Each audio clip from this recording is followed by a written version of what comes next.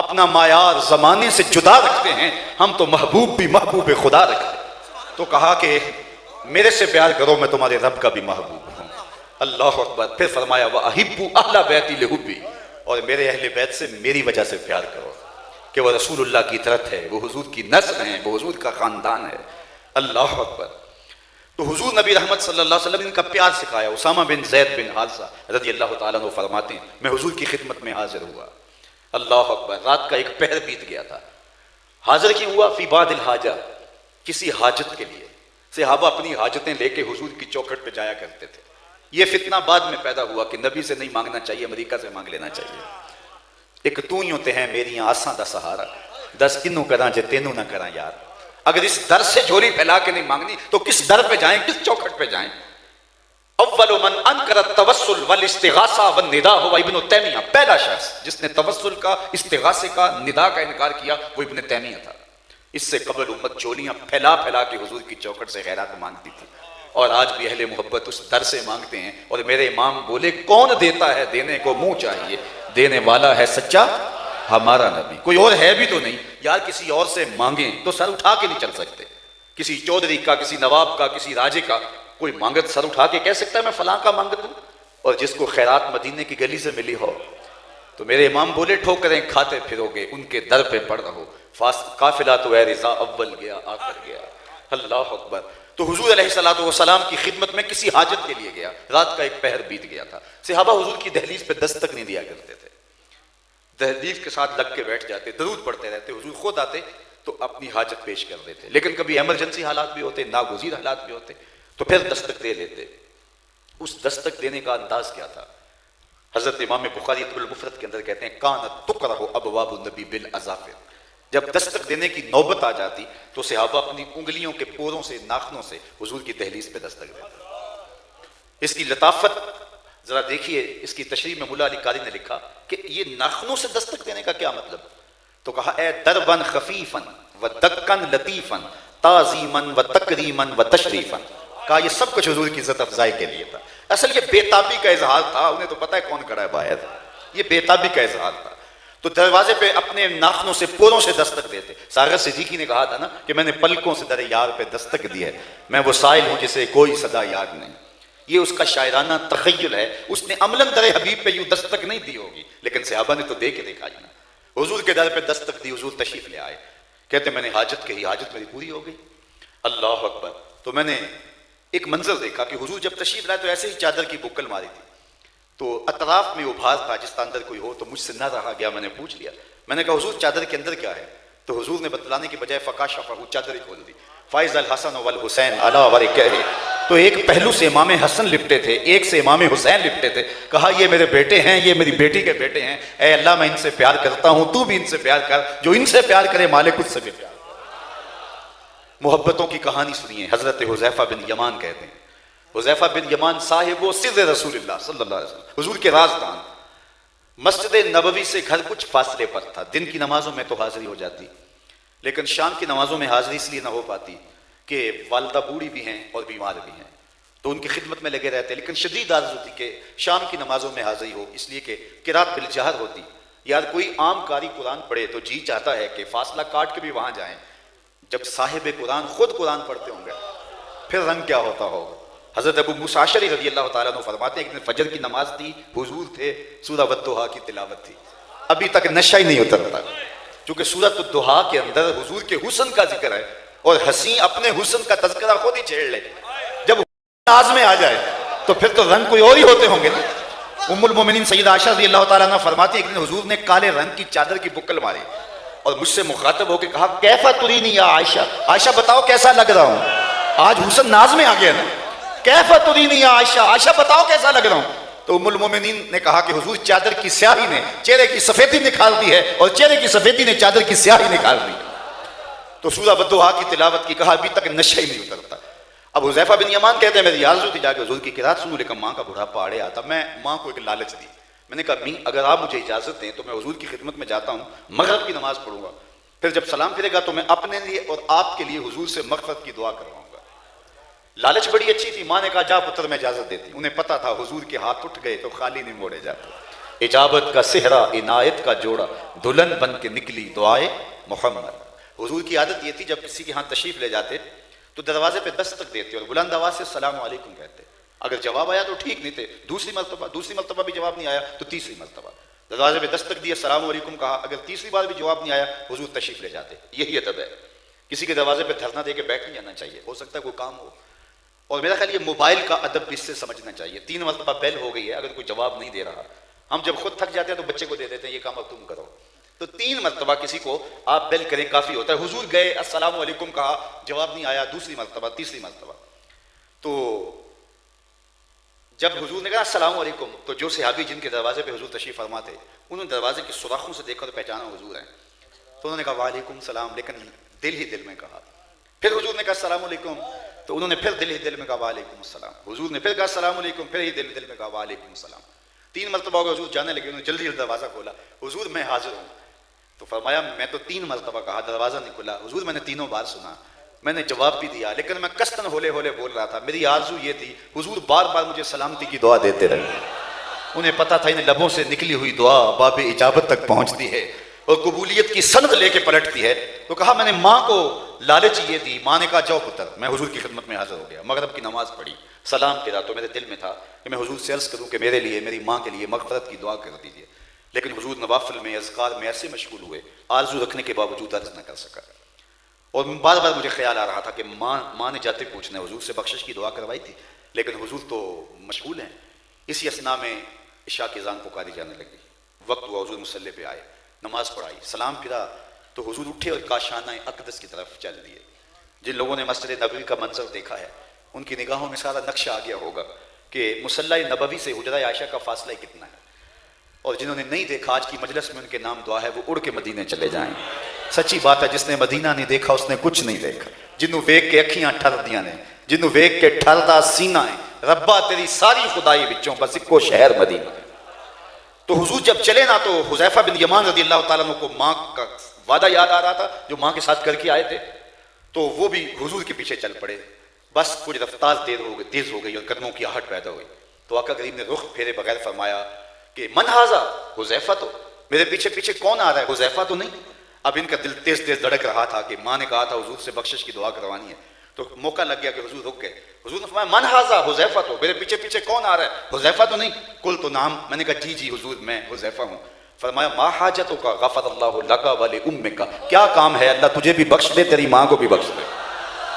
اللہ اکبر، یہاں تو لفظوں کا سہارا بھی نہیں لینا پڑتا، وہ بند لبوں کی بولیاں بھی سنتے ہیں۔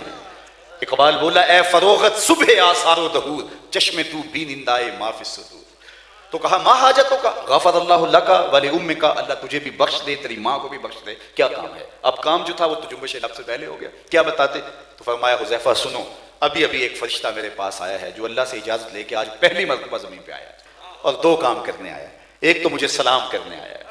یار لوگوں کو حضور کی بارگاہ میں سلام کرنے سے نہ روکو، کائنات کا کلیجہ دھڑکتا ہے کہ حضور کو سلام کرے۔ یعلا بن مرہ رضی اللہ تعالیٰ عنہ فرماتے ہیں غزوے سے واپسی تھی، حضور استراحت فرمانے لگے تو میں پہرے پہ کھڑا ہو گیا۔ کیا منظر دیکھا کہ دور ایک درخت ہے وہ جھومنے لگا، پھر وہ اپنی جڑوں سمیت باہر آیا اور چلتا ہوا اپنے آپ کو گھسیٹتا ہوا میرے برابر آ کے کھڑا نہیں ہو جاتا، اور میں جو ہے وہ حضور کے پہرے کے لیے کھڑا ہوں، حضور استراحت فرما رہے ہیں۔ تھوڑی دیر بعد دوبارہ گیا اور جہاں سے وہ آیا تھا وہیں جا کے نصب ہو گیا۔ میرے لیے بڑے اچنبھے کی بات تھی، جب حضور بیدار ہوئے تو سلام عرض کرنے کے بعد میں نے پہلا سوال حضور سے یہ کیا کہ حضور وہ جو سامنے درخت ہے تھوڑی دیر قبل اپنی جگہ سے اکھڑا اور یہاں میرے آ کے برابر کھڑا ہو گیا تو پھر واپس چلا گیا۔ حضور نے حیرت کا اظہار نہیں کیا، میں تو سویا تھا، تفصیل سناؤ کیا ہوا۔ میرے حضور مسکرا کے بولے ھذہ شجرۃ استاذنت ربھا، فرمایا یہ ایک درخت ہے، اس نے رب سے اجازت مانگی تھی، مالک تیرا محبوب نیڑے آیا ہے سلام نہ کر رہا ہوں، فاذن لھا، اللہ نے اس کو اجازت دی تھی، وہ مجھے سلام کرنے کے لیے حاضر ہوا تھا۔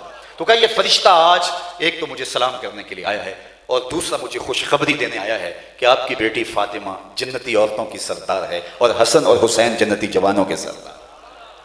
اللہ اکبر، ان کے مناقب بیان کیے، ان کے فضائل بیان کیے، ان کی رفتوں کو لوگوں کے سامنے رکھا، اور وہ منظر بھی زمانے نے دیکھا کہ یہ شہزادے حضور کے کندھوں پہ سوار ہیں۔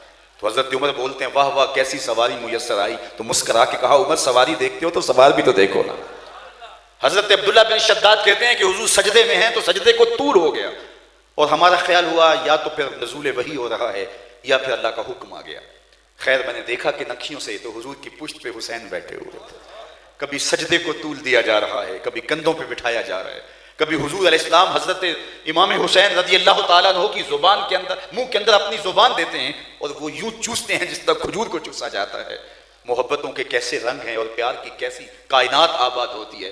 کبھی ان کو فرمایا کہ یہ میرے شہزادے میرے بیٹے ہیں، کبھی ان کے لیے کیسی محبتیں پیش کی، امت کو تاکید کی کہ ان کے ساتھ محبت کرنی ہے، ان کے ساتھ بہر صورت پیار کرنا ہے اور ان کے ساتھ الفت کا ربط و رشتہ کبھی ٹوٹنا نہیں دینا۔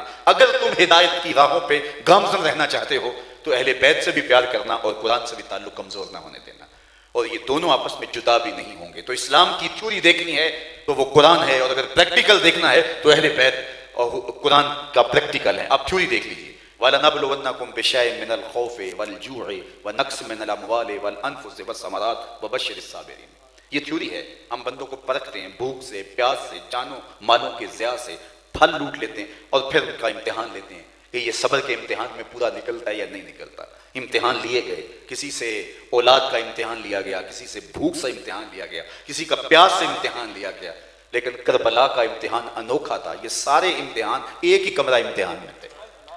ڈیٹ شیٹ بنتی ہے تو جو مشکل پیپر ہوتا ہے اس سے قبل ایک چھٹی بھی دی جاتی ہے، اور اگر چھٹی نہ دی جائے تو لوگ کہتے ہیں یہ ظالمانہ ڈیٹ شیٹ ہے۔